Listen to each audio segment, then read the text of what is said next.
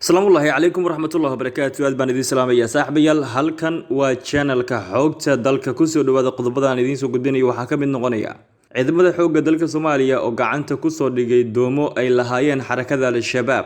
Kooxda Al-Shabaab oo waryaab leh ka soo saartay dilkii ay u geysteen ciyaaryahankii hore ee lagu magacaabo Gaatamo. Dowladda Federaalka Soomaaliya oo lagu eedeeyay inaysan kaalin ka geysan ka hortagga fatahaadaha ka taagan gudaha magaalada Beledweyne. Xukuumadda Soomaaliya oo sheegtay in ay bilaaween barnaamij uu daafuray hogaamiyaha Jamhuuriyadda Federaalka Soomaaliya. Madaxweynaha maamulka Jubbaland oo magacaabis sameeyay. Shiinaha oo Soomaaliya soo gaarsiiyay agab laga hortagayo caabuqa COVID-19. Waxaan mar kale saaxiibayaal ismaqal wanaagsan. Intaasi waxay ahaayeen qodobada ugu doorka xulan iminkana ku soo dhawaada warkii oo faahfaahsan. Waayahay saaxiibayaal haddii aynu ku bilaabno bal ciidamada xoogga dalka Soomaaliya ee ku sugan gobolka Shabeellaha Hoose ayaa gacanta ku dhigay doomo ay lahaayeen xarakada Al-Shabaab. Ciidamada ayaa sheegay in doomahan ay kooxda Al-Shabaab u adeegsan jireen inay kaga gudbaan webiga Shabeelle ee deegaanada Janaale, deegaanka Awdhiigle iyo waliba deegaano kale oo hoos yimaada gobolka Shabeellaha Hoose. Doomahan ayaa waxaa lagu soo qabtay howlgal ay ciidamada ay ka sameeyeen deegaano markaasi ka tirsan gobolka Shabeellaha Hoose. Dhinaca kale ciidamada ayaa sheegay inay iska caabiyeen weerar ay Al-Shabaab ku soo qaadeen fariisimo ay ciidanka ay ku lahaayeen degmada Awdhiigle, halkaasina khasaaro kala duwan uu ka soo gaaray. Taliyaha ciidanka dhulka xoogga dalka Soomaaliya Sariya Guute Cabdi Xamiid Maxamed Dirir ayaa sheegaya inay halkaasi ku dileen 9 ka tirsan xarakada Al-Shabaab. Waxa uu intaasi ku diray in sidoo kaleeto ay maleeshiyaadkii weerarka soo qaaday ay ka furteen hubkii ay wateen, isagoo sheegay inay rumaysan yihiin in khasaaraha gaaray shabaabka uu intaasi ka badan yahay.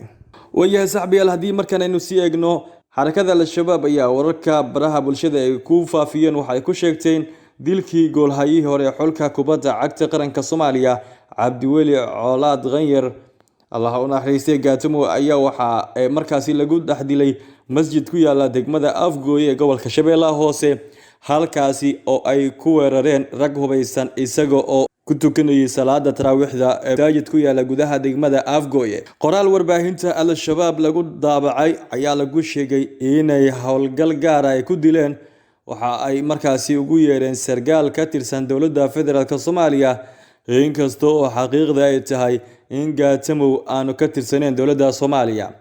Howlgal gaar ah oo ciidamada mujaahidiinta ay ka fuliyeen gudaha degmada Afgooye ee wilaayada Shabeellaha Hoose waxa ay ku dileen sargaal ka tirsan kooxda eridada Soomaaliya ayaa lagu yiri qoraal ka soo baxay xarakada Al-Shabaab. Al-Shabaab ayaa sheegatay in Gaatamo uu ahaa gudoomiyaha isboortiga ee dowladda Federaalka ee degmada Afgooye.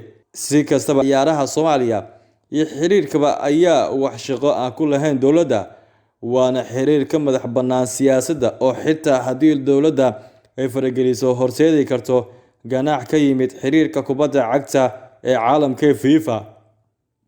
Waana wax yaab leh in shabaab ay Gaatamo ay ku sheegto inuu ka tirsanaa ciidamada dowladda Soomaaliya.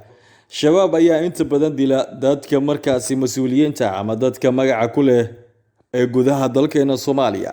Waayahay daawadayaal markaan haddii aynu eegno dowladda Federaalka Soomaaliya waxaa lagu eedeeyay inaysan kaalin ka geysan ka hortagga fatahaadaha webiga Shabeelle uu ka sameeyay gudaha magaalada Beledweyne ee gobolka Hiiraan. Waxa soconaya dadaalo ay wadaan guddiga gurmadka magaalada Beledweyne oo lagu doonayo inay sanadka fatahaada lagu badbaadiyo magaalada oo muddooyinkii ugu dambeeyay ay sanad walba ee dadka ay inta badan ku dhibaateyn jiray webiga Shabeelle ee gobolka Hiiraan mara. Guddiga ayaa beeniyay in hawsha socoto ay kaalin ku leedahay dowladda Federaalka Soomaaliya marka laga reebo 500 oo jawaanaha ciidda lagu shubo oo ay shalay dowladda markaasi diyaarad ay ku geysay gudaha magaalada Beledweyne. Dowladda Federaalka Soomaaliya ayaa sanadkii hore sheegtay in lacag gaaraysa 500,000 oo dollar ay ku deeqday dadka ay fatahaadaha magaalada ee ku saameysay. Hase yeeshee gudoomiyaha guddiga gurmadka magaalada Beledweyne Xaaji Cismaan Dhagaxo ayaa sheegay in lacagtaasi aanay soo gaarin dadka ee loogu talagalay.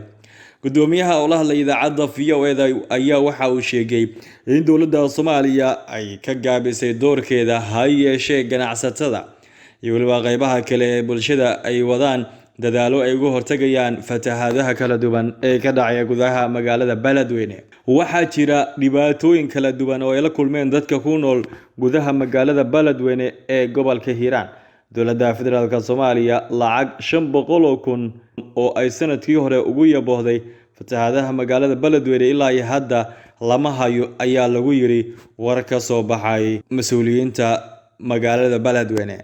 Magaalada Beledweyne ee xarunta gobolka Hiiraan ayaa waxaa labadii toddobaad ee la soo dhaafay ka socday dadaalo looga hortagayo fatahaadaha webiga oo meelaha qaar ay ku fatahay, waxaana jira dad markaasi ka barakacay deegaanada ee gobolka Hiiraan ka tirsan. Dowladda kalena dadkii ugu badan ee ku nool magaalada Beledweyne ayaa waxa ay markaasi ka barakaceen gudaha magaalada kadib markii webiga Shabeelle uu fatahaad ka sameeyay qaybo ka mid ah magaalada ee lagu magacaabo Beledweyne.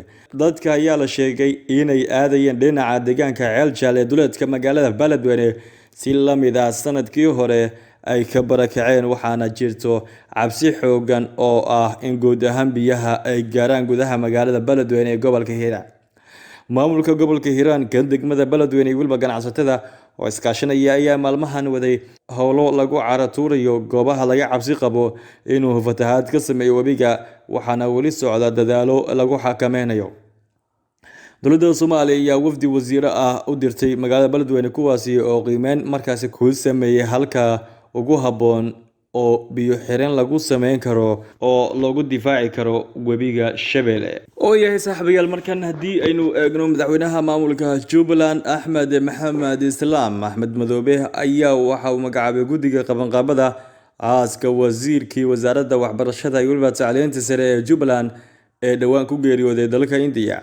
Guddiga ayaa ka kooban 10 xubnood oo isugu jira madaxweyne ku-xigeenka labaad ee Jubbaland, wasiiro, ganacsato iyo waliba odayaasha dhaqanka. 24 saac soo socda ayaa la filayaa in meedka wasiirka waxbarashada maamulka Jubbaland laga keeno gudaha magaalada Kismaayo, isla markaana aaska ay ka qayb galaan madaxda sare ee maamulka Jubbaland. Waayahay saaxiibayaal, markan haddii aynu sii eegno dowladda Soomaaliya waxay sheegtay inay bilaabeen barnaamij uu daafuray hogaamiyaha Jamhuuriyadda Federaalka Soomaaliya Mudane Maxamed Cabdullaahi Farmaajo. Wasiirka shaqada iyo waliba arrimaha bulshada ee xukuumadda Federaalka Soomaaliya Sadiq Xirsi Warfaa ayaa sheegay in barnaamijka lagu magacaabo Baxnaano uu bilowday 6 bishan, isla markaana uu gaaray 17,666 qoys oo Soomaaliyeed ee guud ahaan oo dalka degan, inta badanna la gaarsiiyay gurmado kala duwan. Mashruucan waxaa ilaa iyo haatan laga fuliyay deegaano ka tirsan maamulka Jubbaland, Koonfur Galbeed Soomaaliya, maamulka Galmudug, sida uu sheegay wasiir Sadiq Warfaa. halka maamulka Hirshabeelle iyo waliba maamulka Puntland ay dhawaan gaari doonaan maadaama ay socdaan qorshihii lagu gaarsiin lahaa ama loo xulan lahaa in dadka loogu talagalay halka la gaarsiiyo. Mudane Sadiq Xirsi Warfaa, wasiirka shaqada iyo waliba arrimaha bulshada xukuumadda Federaalka Soomaaliya, ayaa sidoo kale sheegay in maamulka Somaliland ay ka mid tahay goobaha la geyn doono, hase ahaatee ay ka duwan tahay maamulada kale oo si gaar ah loo qiimeyn doono. Maamulka Somaliland waa mid ka mid ah qorshaha in la gaarsiiyo mashruuca Baxnaano, hase ahaatee waa ka duwan tahay maamul goboleedyada kale, waxaana u qiimeyn doono si gaar ah. Sidaas ayuu yiri wasiirka shaqada iyo shaqaalaha xukuumadda Federaalka Soomaaliya Sadiq Xirsi Warfaa.